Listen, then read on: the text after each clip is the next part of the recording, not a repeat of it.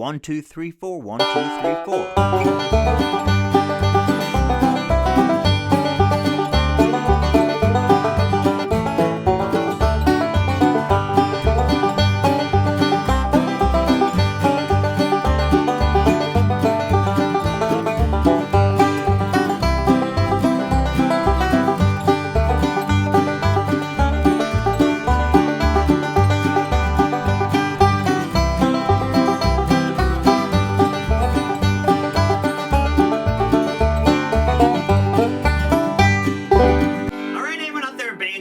Mike Heading here. I'm back with Bluegrass this week. We're going to work on the classic song Redwing in the key of G.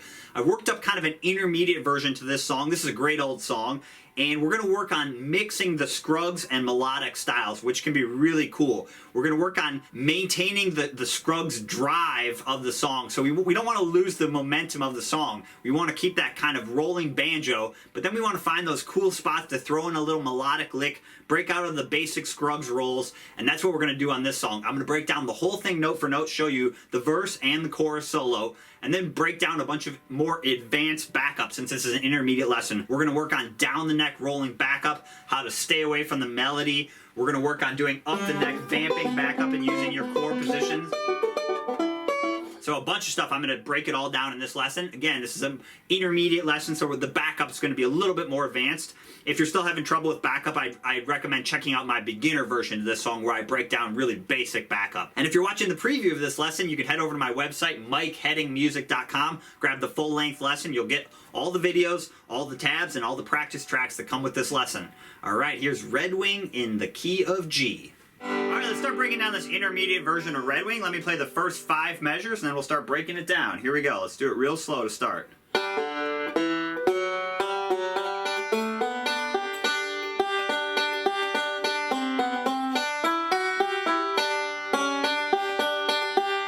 little bit faster.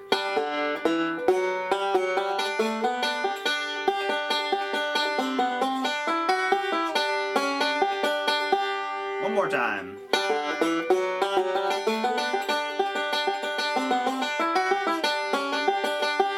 Okay, so we're going to start with a pickup, and for this version we're going to kind of be mixing scrug style and melodic style. So we're going to kind of find those spots in the song where we can throw a little melodic lick in, and then we're going to switch back to scrug style to kind of keep the drive and the momentum going of the song. Because on a song like Redwing, you kind of want to keep the banjo drive going throughout the song. At least I think. You don't want to completely go into melodic style, but it's also great to throw a little melodic lick in there to mix it up a little bit.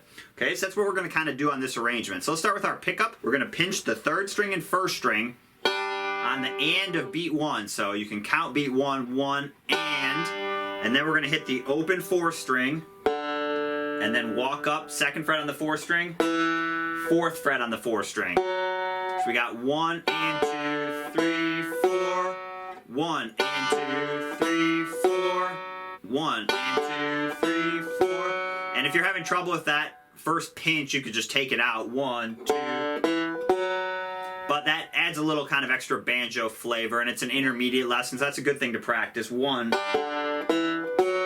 And then right here we're gonna kind of do a semi-melodic lick. We're gonna do keep your 3rd finger down on the 4th fret of the 4th string. We're gonna do open 3rd string, and then roll forward 4, 3, 1. So we've got. And our melody notes that open 3rd string. What we're doing there is kind of going down to 1 note below the scale. So 1 note lower than that G, the F sharp, and then going back to our G note. I kind of call it the bouncing technique. We're finding our melody note, open 3rd string or 5th fret, and we're bouncing around that note. You know, if we have our melody note there, very kind of fiddle or mandolin style way to ornament a melody, rather than just playing 1 long note. Again, I call it the bouncing technique, where we're bouncing off the notes below it and above it.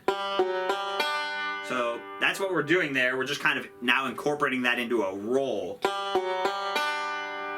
So we've got 1. And if you didn't like that for whatever reason, you could do a 4/5 slide there with an alternating thumb roll. So that'd be another variation you could do there. Or you could slide into it.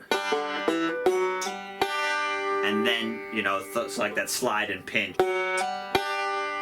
So that'd be a couple variations you could do for that opening melody line, but let's do as written one more time. And then we're going to do a 2-3 hammer-on the third string with a forward roll, strings 3-2-1 TIM. And we need one more note, so fifth string. So we've got,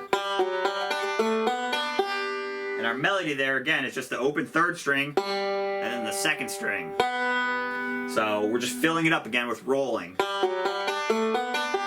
And then measure 3, we're going to put our second finger on the third fret of the second string and pinch strings 2 and 1. And then roll forward 5-2-1, 5-2-1. So we've got, and that's our melody note there. So really accent that first pinch on measure 3. So we've got, because our melody there, remember, it's just, we're just kind of walking up the open strings. So give that a little accent there.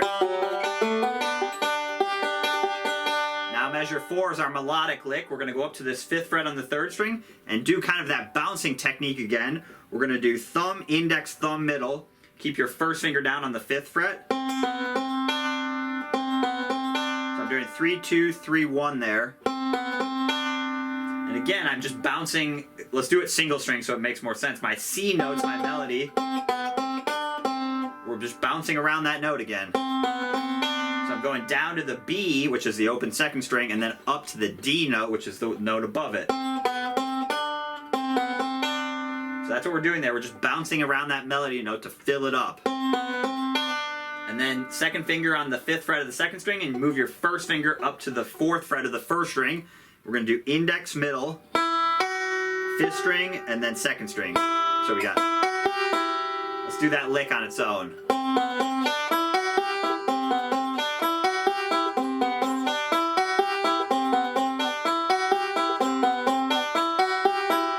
And then open first string is going to start measure 5. Remember the melody there is,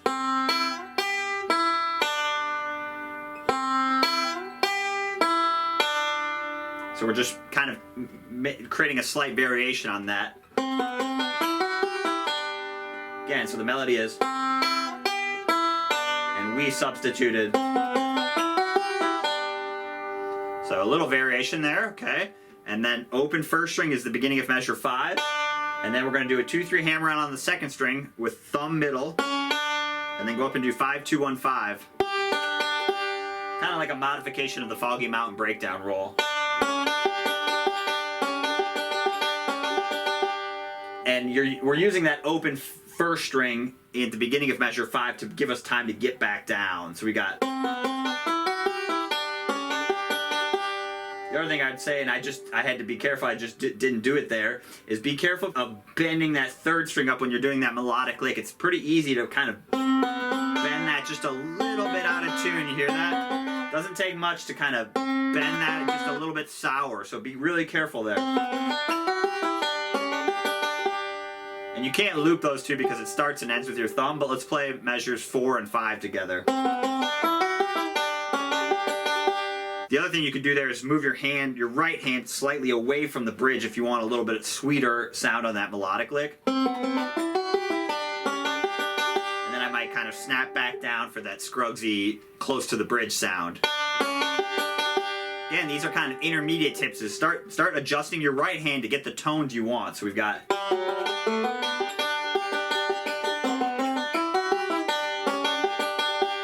feel free to move your hand around, and that just takes practice in getting the sound that you want. You can see if you like it back here. Sometimes that can be a little bit harsh. The other thing I'd say is if you're ever in doubt on any of these licks, just forget the left hand completely, pretend they're all zeros. I'm just looping measure 4 and pretending they're all zeros. My guess is if you're having trouble with any of the licks, it's going to be a right hand trouble. What you're doing with your left hand actually isn't that difficult. It's more of a complicated right hand thing. It's not really a roll there. It's kind of a melodic right hand move there, okay? Let's play the first 5 measures one more time. Here we go.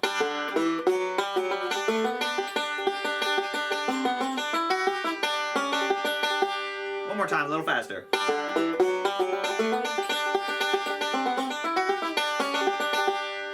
so practice that as many times as you need to.